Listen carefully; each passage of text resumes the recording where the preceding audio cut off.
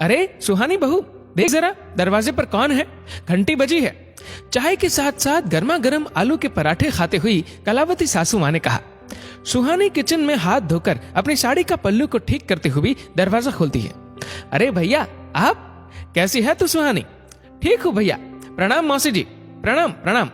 आज बिना बताए इतनी सुबह सुबह कैसे आना हुआ? कलावती जी ने ताना देते हुए कहा। यही पास में ऑफिस के काम से आया था, सोचा आप लोगों से भी मिलता चलूं। मीठे का डिब्बा हाथ में देते हुए। भैया आप बैठो, मैं गर्मा गर्म पराठे और चाय लाती हूँ आपके लिए। नहीं नहीं सुहानी, नाश्ता तो मैं करके आया हूँ, बस अपने हाथ की एक कप अदरक वाली चाय बना दे। निखिल जी नजर नहीं आ रहे? भैया निखिल ऑफिस के काम से 2 दिन के लिए बाहर गए हैं, परसों वापस आएंगे। कलावती जी ने कहा। आजकल की तो रीत ही अलग है, बिना बताए किसी भी समय बहन के ससुराल आ जाते हैं। एक हमारा जमाना था, समय और वक्ती देखकर ही जाते थे। कलावती जी की बात सुनने के बाद भारी मन से माफ कीजिए मौसी कलावती जी, जो बिना बताए आ गया। बहन सुहानी का प्यार खींच लाया। अगली बार बताकर ही आऊंगा। चाय पीने के कुछ देर बाद, चलता हूँ सुहानी, अपना ध्यान रखना। सुहानी के हाथ में 500 रुपए देते हुए। कुछ देर और रुक जाते भैया, आज चलता हूँ, फिर कभी आऊंगा। पैसों की क्या जरूरत है भैया, आशीर्वाद समझकर रख ले। सिर पर हाथ रखते हुए खुश रहे हमेशा। भैया के जाने के बाद सासू मां ने कहा, 500 तो आजकल बच्चों के हाथ में भी रख देते हैं। राम राम, कलयुग है कलयुग। ऐसे भी कोई बिना बताए आता है क्या? सुहानी बोलना चाहती थी कि सासू मां, अगर आपके रिश्तेदार बिना बताए आ सकते हैं तो मेरे पीहर वाले क्यों नहीं? घर तो मेरा भी है, बहू हूं इस घर की, और एक कप चाय की कीमत 500 और एक मिठाई की डिब्बा कुछ ज्यादा नहीं है। पर कुछ बोलती तो परवरिश और संस्कारों की दुहाई देकर कटघरे में खड़ा कर दिया जाता, और फिर से वही फैमिली ड्रामा। यही सोच सुहानी बिना कुछ बोले चुप्पी साध ली। सुहानी, जिसकी शादी को अभी कुछ ही समय हुआ था, एक चंचल स्वभाव की चुलबुली सी हंसमुख सी लड़की। इसको चैटर बॉक्स भी कहा जाए तो कम ना होगा। अपने हंसी मजाक से पूरे घर को महकाए रखती। कभी रूठना मनाना तो छोड़ो, अगर सासू माँ कुछ ताने भी देती तो यही सोचकर हवा में उड़ा देती कि माँ भी तो कुछ कुछ बोल देती थी, फिर ये तो सासू माँ ठहरी, इनका तो कुछ ज्यादा ही हक बनता है। ना मुंह फुलाना ना रूठना, बस हंसना, खिलखिलाना, खुश रहना और खुशियां बांटना। पर आज अपने भाई के खिलाफ सासू माँ के कटु शब्दों को सुहानी बर्दाश्त नहीं कर पाई। कुछ बोलकर जवाब देने की बजाय उसने चुप रहना ही बेहतर समझा।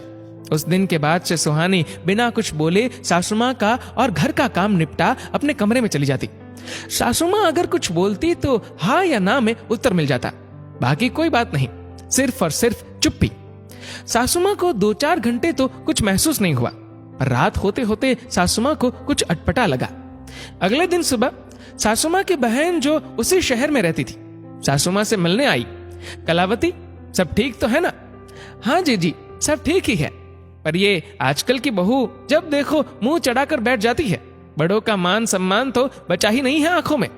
अब सुहानी को ही देख लो, पहले तो चुप ही नहीं होती थी, पर कल से मुंह चढ़ाए घूम रही है।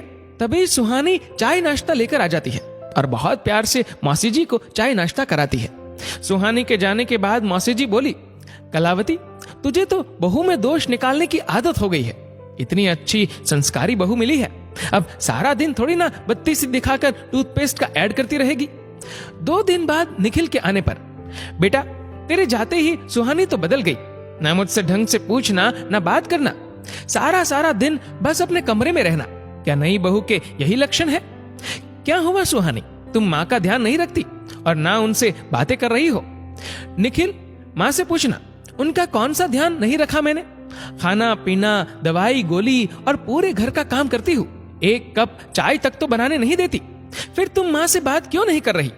परसों बड़े भैया आए थे, माँ जी को भैया का आना बिल्कुल अच्छा नहीं लगा।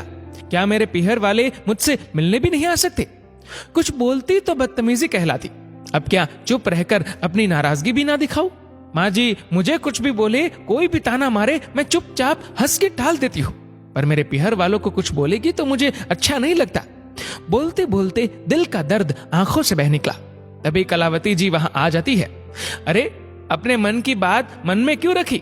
मुझसे बोली क्यों नहीं? जुबान की थोड़ी कड़वी हूं, दिल की नहीं, बता देती मन की बात। 2 दिन से तरस रही हूं तेरी हंसी और तेरी प्यार भरी बातें सुनने के लिए। अब टसुए बहाना बंद कर। निखिल बहुत प्यार से, माँ इतनी अच्छी बहू मिली है, फिर क्यों बोलती हो? अच्छा अच्छा, ज्यादा तरफदारी मत कर, आगे से ध्यान रखूंगी।